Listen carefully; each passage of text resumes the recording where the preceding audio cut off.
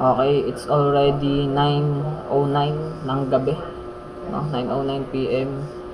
So, ito yung una kong video ngayong araw kasi nagbasa-basa ako ng kaunti sa binary trees, sa binary search trees. Parang yun ba ang ginawa ko? Basta yun. Okay, so dito sa binary trees and binary search trees, nga. Kasi nagsasolve ako ng mga problems. Wait lang, naalala ko anong mga ginawa ko nung ano. Okay, nanood ako sa free code camp, nanood ako ng binary trees. Okay. And then, tinry kong isolve yung problem dito sa Code Wars. Yun. Kaya, dito sa binary trees, kasi every topic tayo, itong mga queues, stack, linked list, magpa-problem solving tayo. Pero dito sa binary trees, tsaka dito sa binary search trees, hindi muna tayo magpa-problem solve kasi parang sobrang medyo hindi pa tayo sanay talaga sa binary trees. Hindi ko pa siya kayang sagutin.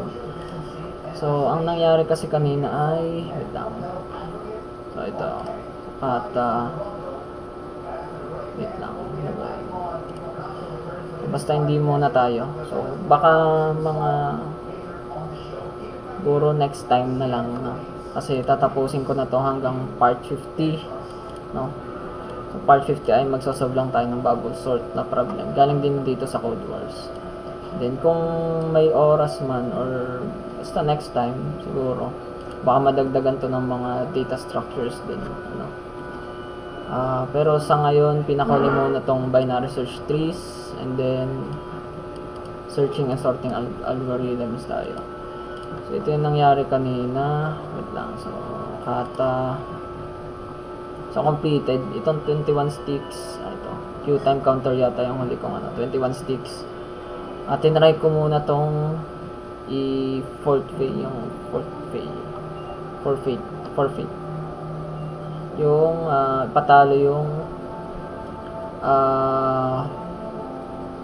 tongkata na to. So, tinry ko lang siya kasi papatalo ko na rin to. Ito yung complete binary tree. Okay, ito yung kata na yun na hindi ko masagutan. So, tinry ko siyang ipatalo and then kinuha ko yung solutions. Tinry ko siya. And then meron din tong sort binary tree by levels.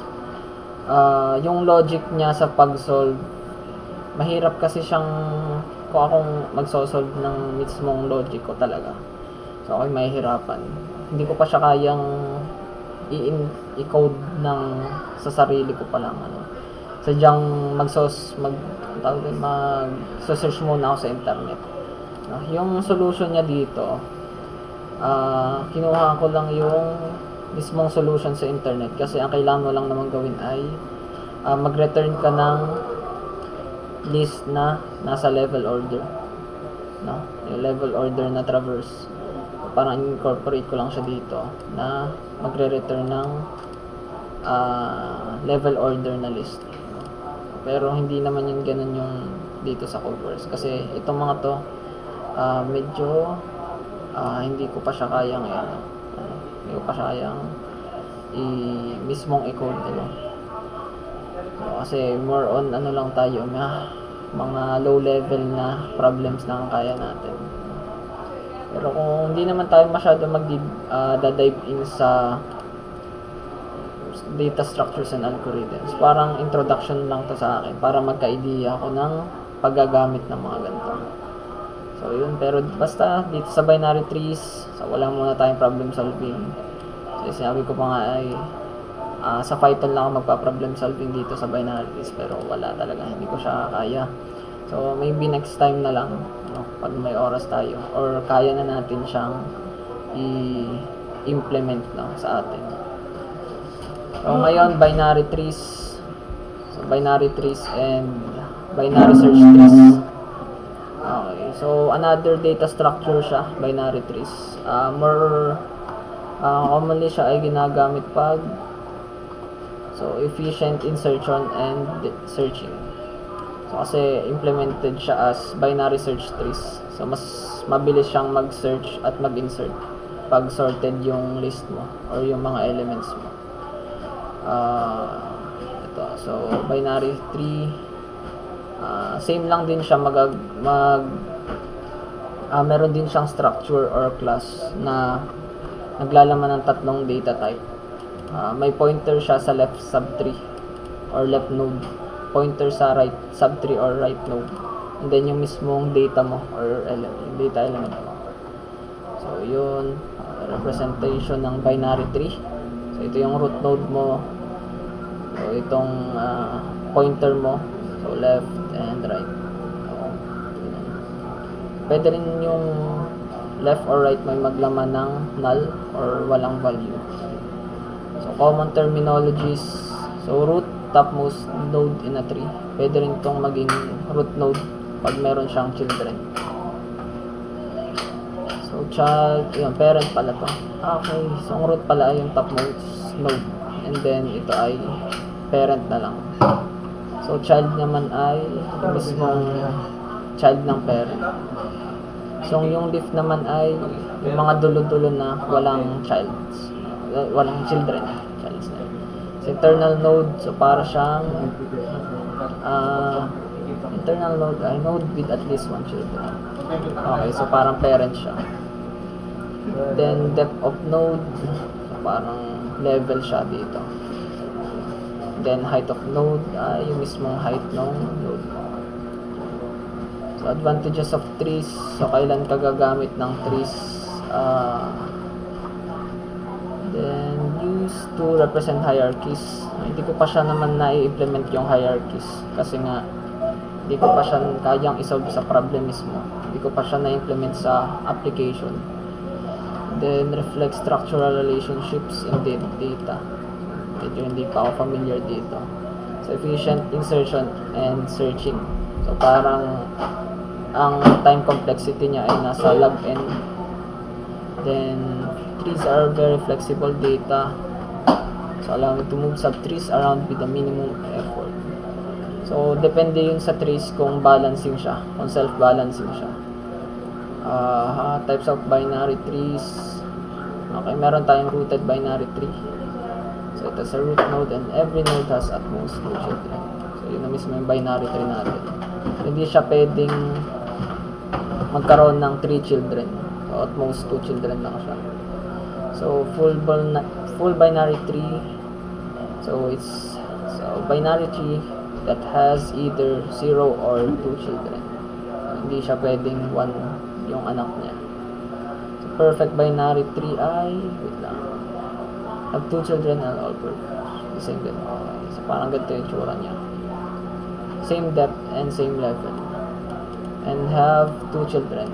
And perfect, complete binary tree siya na lahat ng nodes na last niya ay as far as left as possible. Nandito siya. So kung ma-fill up siya, laging nauna dito sa left. Then pa-right siya. Balanced binary tree. So yung height niya ay, so ang difference lang ay at most 1. Degenerate tree. So ito yung masama sa binary tree.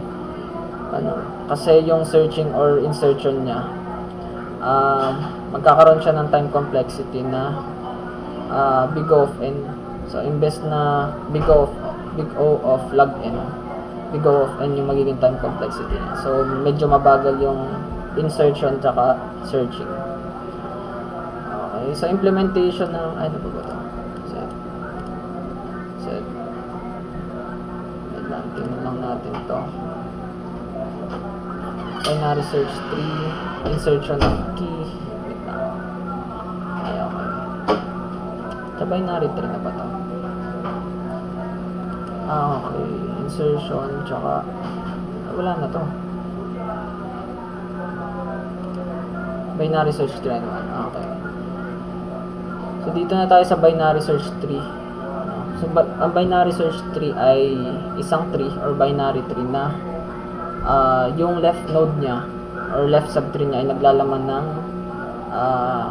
mas maliit na value kaysa dun sa parent node or root node. And then yung right subtree naman ay naglalaman siya ng mas malaking number kaysa dun sa parent node or root node.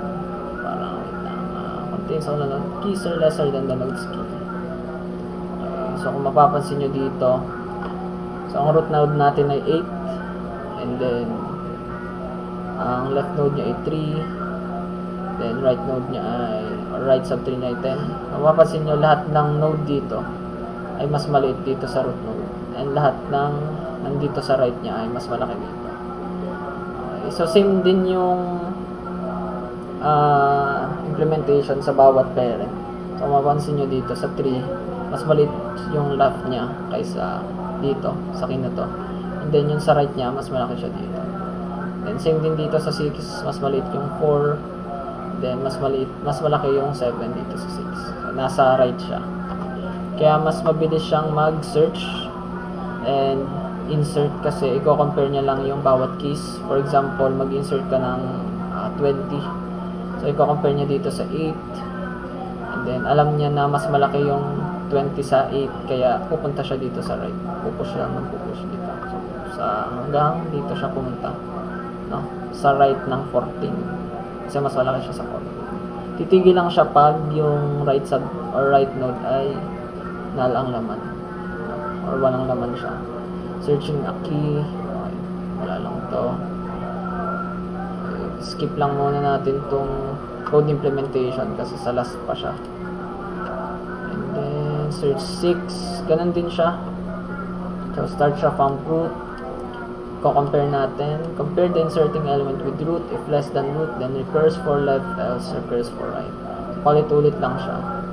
Then if element to search is found anywhere, return true, else return false. So search for 6. So, compare niya dito sa root node 8. So, mas maliit yung 6, kaya pupunta siya dito sa left. Then, compare ulit dito sa 3. Dahil mas malaki siya sa 3, yung mas malaki yung 6 sa 3, pupunta siya sa right, and then, compare. So, kung nahanap siya, return true, else return false. Ngayon din sa insertion of a key. Mag-insert tayo ng key dito. Wait lang. Yun. So, for example, insert tayo dito ng 2. Compare dito tayo sa 8. Dahil mas maliit yung 2, punta siya dito sa left. Then compare, dahil mas maliit siya dito sa 3, punta siya sa left. Tama ba? Okay. So dito sa 1, compare natin sa 1. Dahil mas malaki siya sa 1, punta siya sa right. So magkaka-branch siya dito sa right sub 3. Okay, time complexity niya ay OH. H is height of binary tree. Parang O log n din siya. So in worst case, magiging siyang ON. Kasi may degenerate yata ang tawag din na 3. Wait lang, hanapin natin. Wala. So parang, wait lang. Degenerate 3. Generate yata yun.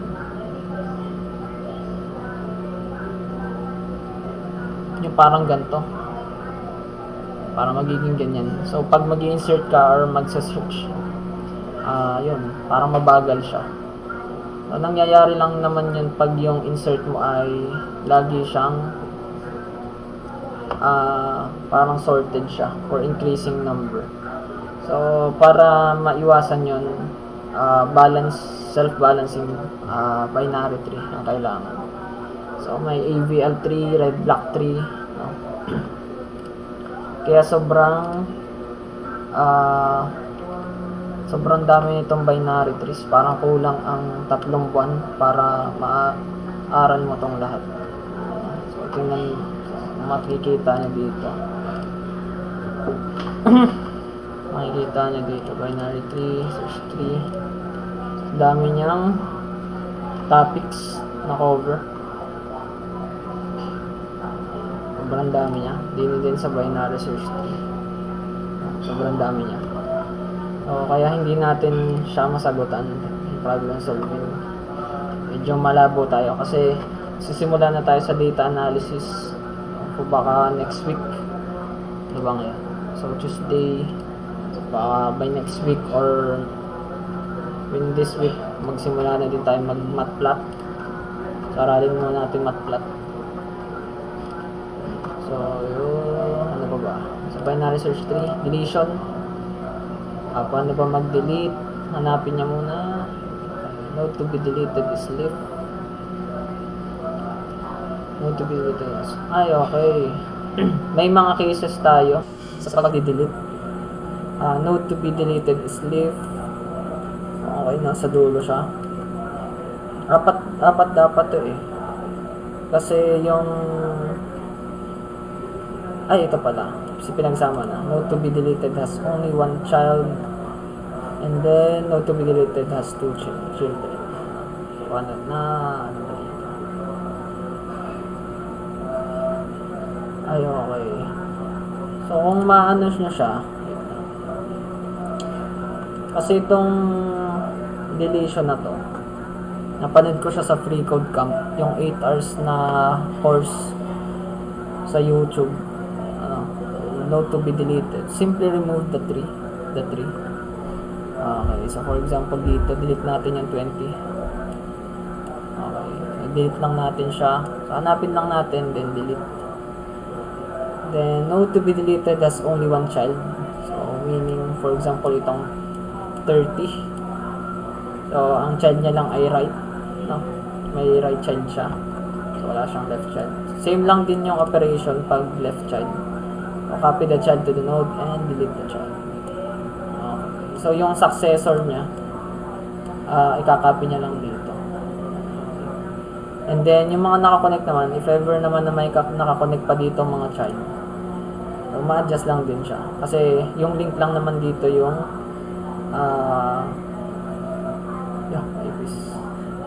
so, yung link lang naman dito yung nagkaiba. Okay, node to be deleted has two children. So, find in order successor of the node.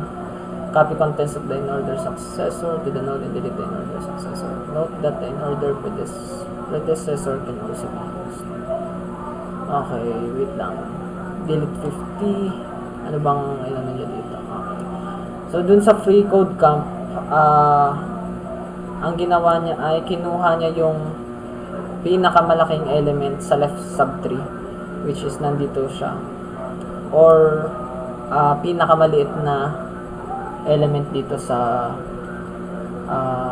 right subtree, and then yun yung ginagawa niyang root node, or same lang din naman siya, no?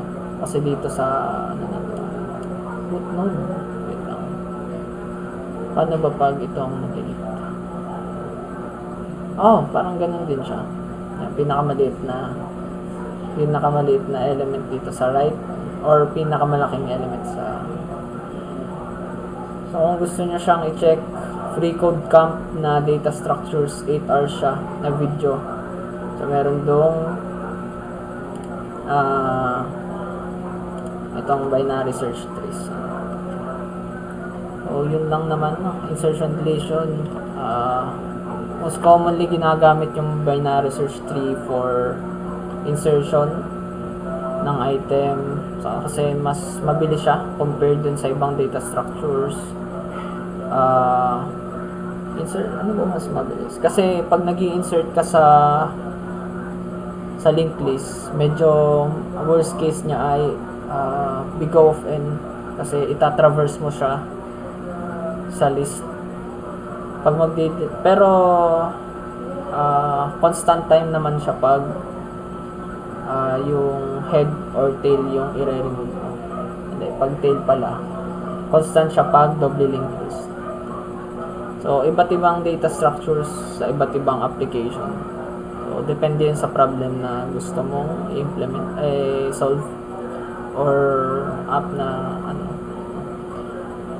So, yun, kung gusto nyo mag-dive in ng sobra sa binary trees, sa trees, kasi sobrang lawak niya. Ang dami pang tree based, ang daming algorithm, may mga minimum spanning tree pang mga tinatawag. So, sobrang dami niya talaga. Kaya yung mga libro ng data structure sobrang kakapal. So, basta introduction lang naman to sa binary search trees at sa trees. So, baka yun ang bahala mag-dive. So, yun.